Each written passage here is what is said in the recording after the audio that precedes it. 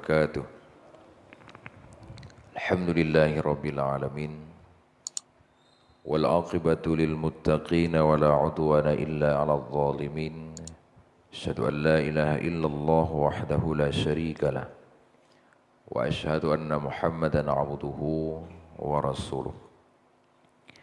Allahumma salli wa sallim ala sayyidina Muhammad wa ala alihi wa ashabihi ajma'in. Amma ba'du, faqala sayyidina Ali karamallahu wajhah,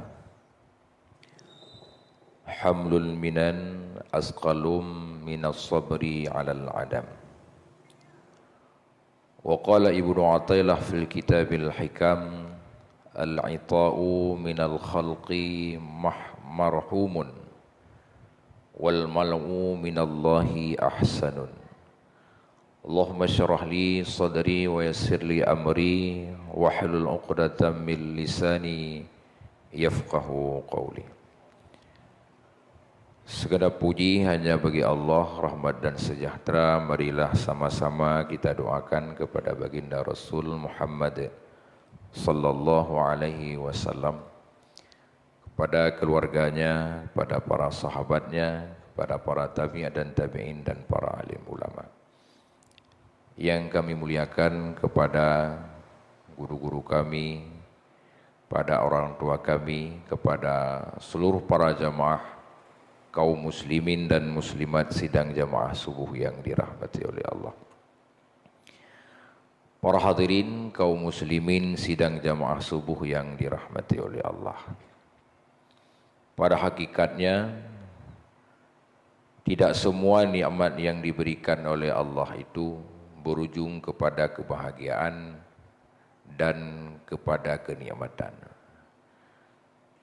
Namun cara kita memandang,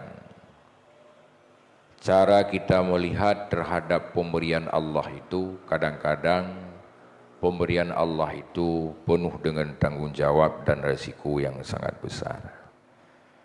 Dan begitu juga tidak semua tegahan, artinya tidak diberikan oleh Allah itu dalam makna tidak ada nikmat atau kebahagiaan. Namun penegahan daripada Allah tidak diberikan rezeki atau kesempatan itu kadang-kadang satu kebahagiaan dan kenikmatan juga tersendirinya.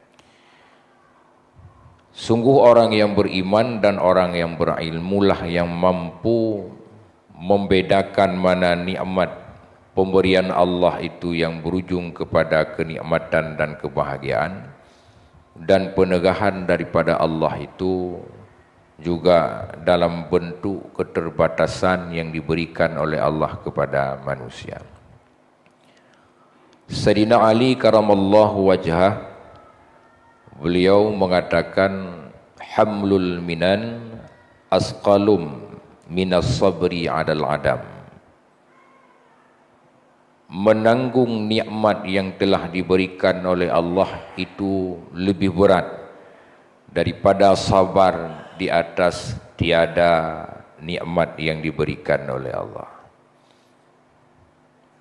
Bertanggungjawab atas nikmat yang telah diberikan oleh Allah lebih berat daripada bersabar di atas tidak ada apa-apa yang diberikan oleh Allah dalam bentuk nikmat sesuatu. Setelah Allah memberikan nikmat, setelah Allah memberikan tanggungjawab,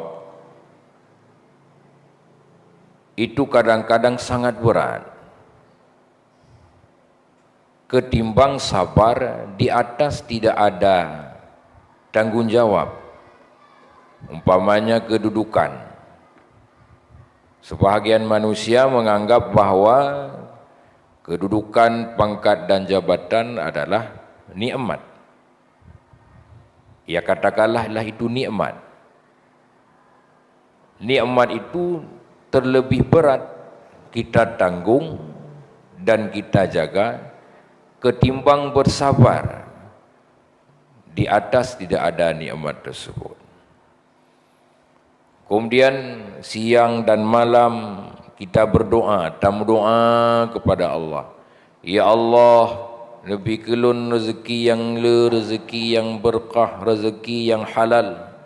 Allahumma ya Ghani ya Hamid, ya Mubdi'u ya Mu'id, aghnina bihalalika an haramik.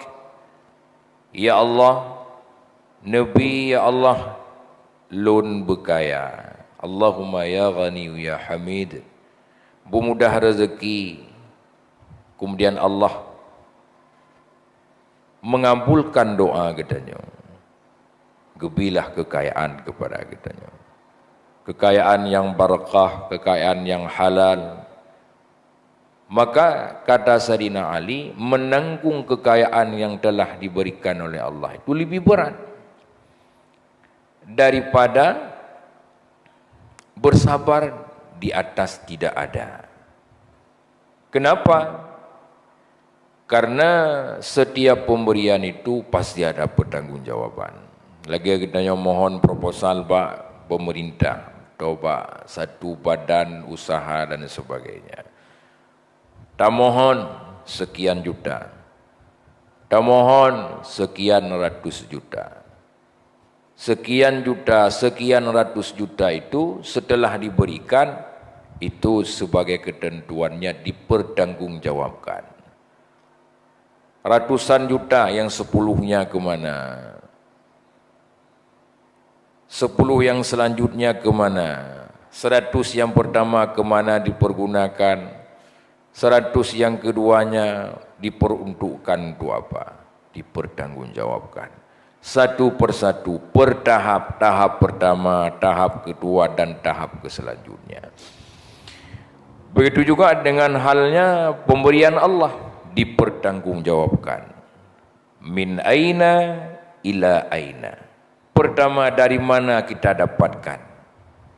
Ila aina, ke mana kita peruntukkan? Maka pada suatu hari Utsman bin Affan berjumpa dengan Rasulullah. Utsman bin Affan merupakan salah satu sahabat Rasulullah yang kaya daripada sahabat-sahabat yang lain. Kemudian Rasul berkata, aku melihat wahai Sayyidina Utsman, engkau adalah salah satu sahabatku yang paling terlambat masuk dalam surga. Kemudian Utsman terbentak, terkejut. Kata yang Rasulullah, ya Rasul, pakalun telat lun tamang dalam surga karena kekayaanmu. Padahal Utsman bin Affan salah satu sahabat Rasulullah yang kaya, yang jemaat bersedekah, rajin bersedekah, selalu membantu agama dan Nabi dengan hartanya. Waktu kedengar oleh Sayyidina Utsman menan kejadian, karena itu adalah barang pasti pada Sayyidina Utsman salah satu sahabat Rasulullah yang dijamin masuk dalam surga, tapi telat. Telat itu sesuatu yang kurang memuaskan dan tidak membahagiakan waktu kedengar oleh Sayyidina Utsman. Karena harta hamlun minal asqal, memberatkan. Kemudian Sayyidina Utsman berencana bergasian, baik kaya ali punya menalun. Karena berat urusan hartanya. Lebih gasian ketimbang kaya dengan tanggungjawab. Itu cara melihat Sayyidina Utsman beda dengan cara lihat gedanya. Memang hartanya sesuatu yang dibutuhkan oleh agama, terbentuk agama. Hartanya sesuatu yang dibutuhkan oleh pendidikan untuk memajukan pendidikan. Hartanya sesuatu yang dibutuhkan untuk masjid, untuk bangun masjid tempat ibadah.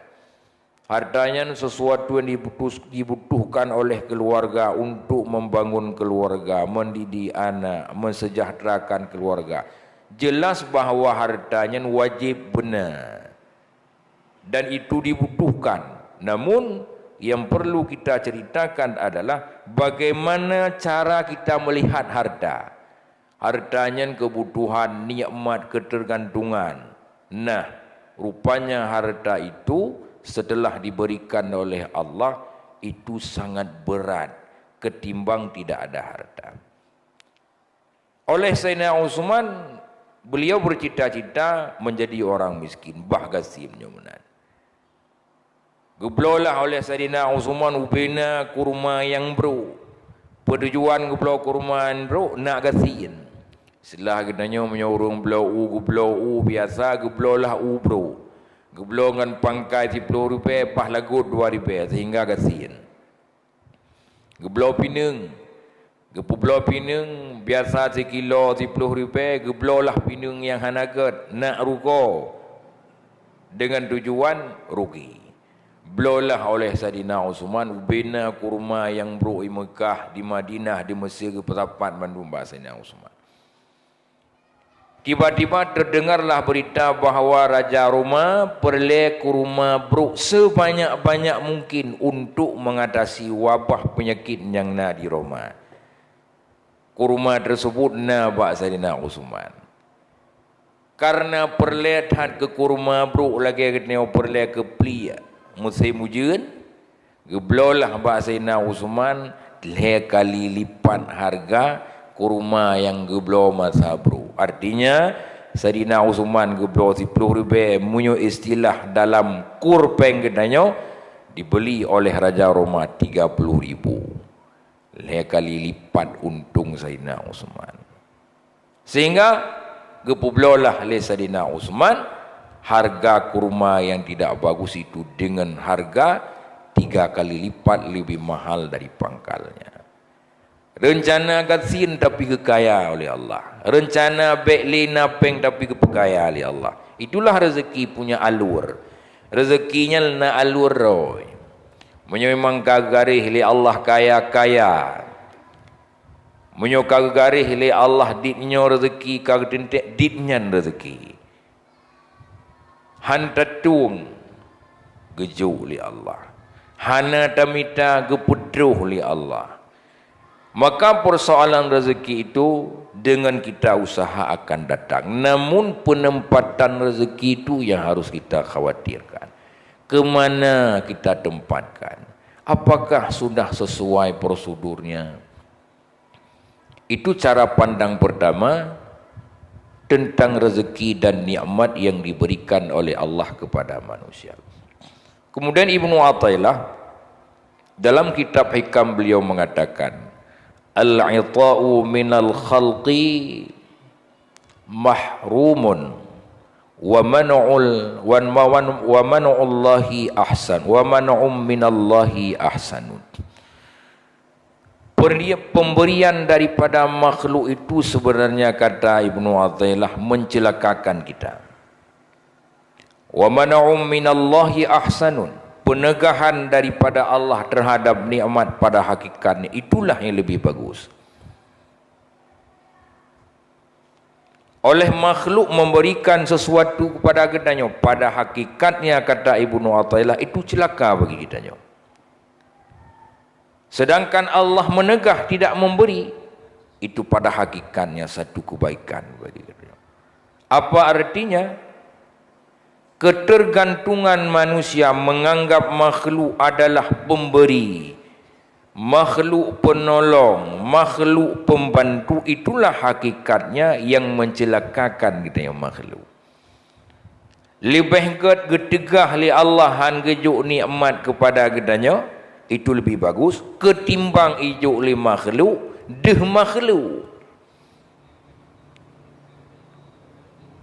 Hana deh li Allah. Dikala deh makhluk hana li deh Allah itu celaka. Padahal hakikatnya Allahu Ar-Razzaq, Allah pemberi rezeki. Allah Al-Wahhab, Allah pemberi rezeki, Allah yang mengatur rezeki dan Allah pemilik rezeki. Dikala makhluk memberikan sesuatu kepada kita dalam bentuk jabatan, pun pangkat gedayo hana strategis, hana ged, kemudian pangkat kedudukan kaget ke strategi. Deh makhluk. Mengupayakan lewat makhluk, menglobi kepada makhluk, hana dihli Allah. Itu celaka. Hana li Allah. Begitu juga dengan mencari rezeki, mendapatkan gaji, hana dihli Allah, kadih makhluk, mahrumun, itu yang membuat celaka. Lebih baik getegah li Allah ketimbang gejuk dih makhluk. Yang dapat jauh nyan bola suum, jiut ke penyakit, lebih get baik dapat jauh. Lagi ibarat urang jip imameh ngan kepajuh madun. Lebih get pit dapat jauh ketimbang mameh yang tajib. Leh tajib cindoi, leh tajib imameh cap pedung putra yang terjadi, bekah pipi, luka kerongkongan, lebih get dapat jauh ubat yang pit. Menancit lebih kat baik hijuk oleh Allah sehingga deh Allah ketimbang hijuk oleh makhluk deh makhluk. Yang deh makhluk yang kenyang yang salah, yang deh Allah yang kenyang yang betul. Lebih kat getegah oleh Allah. Watia getegah oleh Allah deh Allah tapi watia gempa deh Allah, watia sakit deh Allah tapi dalam doa ya Allah bupulih. Watai kasihin papa hana zapuna deh Allah dalam doa ya Allah nebi rezeki kepada lun, nepu pulih badan lun, nepu sehat lun, nepu sehat anak lun, nepu bahagia deh Allah, deh yang betul. Dikala kasehat kahanali deh Allah, medeh deh doktor. Watai dalam doa buno ya Allah, Allahumma sahih ajsadi, Allahumma sahih badani, nepu sehat badan lu. Tam doa ba Allah. Ijo diubat le doktor. Padahal ubatnya sebab hana dihli Allah mudih di doktor yang kenyan yang keperah le bunuh atailah mahrumun celaka. Wate tam doa berkaya ba Allah. Allahumma ya ghani ya hamid. Nepu kaya lun ya Allah. Nepu kaya. Teruhlah urung bi kesempatan kerja. Teruhlah urung bi bantuan. Hana dihli Allah. Medih di urung yang bi bantuan. Mahrumun. Yang celaka. Maka ni pegah ahli bunuh atalah. Lebih ke bagi jauh ni Allah. Keputuman. Nah. Yang demikian itu bagaimana? Itulah pada cara kita memandang. Sesemua itu harus dengan ilmu. Maka ni pegah ni Rasulullah. Man arada dunya fa'alaihi bil ilmi wa man arada al akhirah fa'alaihi bil ilmi wa man aradahuma fa'alaihi bil ilmi. Yang dikatakan oleh Sayyidina Ali karamallahu wajah itu ilmu. Hamlun minal asqalum minas sabri alal adam. Menanggung nikmat lebih berat daripada bersabar di atas tiada, itu ilmu yang mengatakan. Al-'ita'u minal khalqi mahrumun. Pemberian makhluk itu akan menjadi bola api, menjadi satu bencana bagi kitanya. Itu ilmu yang mengatakan. Maka apabila kita ingin mengatasi dan berencana tidak terjumus kepada kehancuran, kecelakaan dan kedurhakaan daripada Allah, itu mesti disikapi dengan ilmu. Cara kita melihat.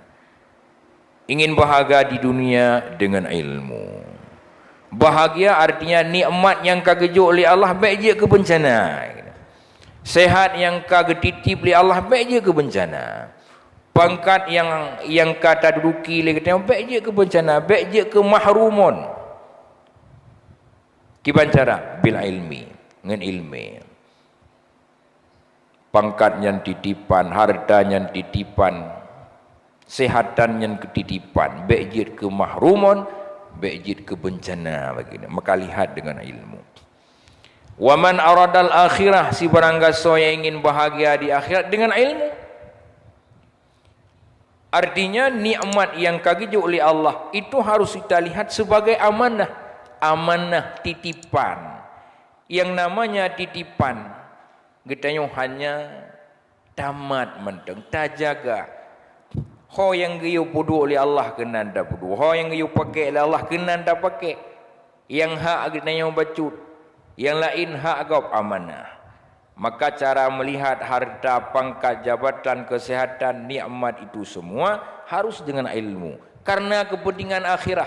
Ingin bahagia di dunia karena kepentingan dunia dengan ilmu. Ingin bahagia akhirat dan kepentingan akhirat itu juga dengan ilmu. Wa man aradahuma fa alaihi bil ilmi. Apabila kita ingin bahagia di dunia, ingin bahagia di akhirat juga dengan ilmu. Hadirin dan hadirah sidang jamaah subuh yang dirahmati oleh Allah. Itulah dunia. Itulah akhirat. Itulah nikmat Allah. Bagaimana nikmat itu menjadi rahmat. Bagaimana nikmat itu menjadi karunia yang diberikan oleh Allah. Semua kita sikapi berdasarkan kemampuan dalam kita menalar dan bagaimana ilmu kita merespon agar semua pemberian Allah yang dia kerahmat, agar semua penegahan dan penundaan sementara nikmat Allah juga menjadi ahsan kebahagiaan bagi kita. Artinya semua pemberian Allah, semua tegahan daripada Allah itu nikmat. Gejuk nikmat, hana gejuk pi nikmat. Baik sebalik ini, leh gejuk kenjut ke nikmat. Getegah gedanyo jiat ke durhaka kepada Allah, hana makna. Wa ma khalaqtul jinna wal ins illa liya'budun. Hana tatu buh makna munyo menan taco sikap berhadap Allah. Padahal Allah menciptakan kita adalah untuk menyembahnya. Wa ma khalaqtul minal jinni wal ins illa liya'budun. Hikmah diciptakan jin dan manusia adalah untuk menyembah Allah. Hana yang salah. Hana pat apa salah Allah membacut pi. Mendum Allah yang ketentukan itu benar. Tidak ada celah yang salah. Dengan sebab demikian, mari sama-sama kita meningkatkan ilmu kita, pemahaman kita terhadap agama, khususnya mengenal Allah dan Rasul, pemahaman dan ilmu kita menyangkut tentang kehidupan dunia dan ilmu pada umumnya. Dengan demikian, kita akan ditinggikan derajat oleh Allah sesuai dengan firman-Nya, yarfa'illahu allazina amanu minkum wallazina utul ilma darajat. Allah akan meninggikan derajat-derajat orang yang beriman dan orang-orang yang diberikan ilmu pengetahuan oleh Allah beberapa derajat. Hadirin dan hadirah sidang jamaah subuh yang dirahmati oleh Allah, demikian kiranya yang dapat kami sampaikan nasihat singkat pada subuh yang berbahagia ini. Mudah-mudahan bermanfaat dan bermakna bagi pribadi kami dan umumnya kepada seluruh para hadirin dan hadirah sidang jamaah subuh yang dirahmati oleh Allah. Sikum binafsi bitaqwallah. Wassalamualaikum warahmatullahi wabarakatuh.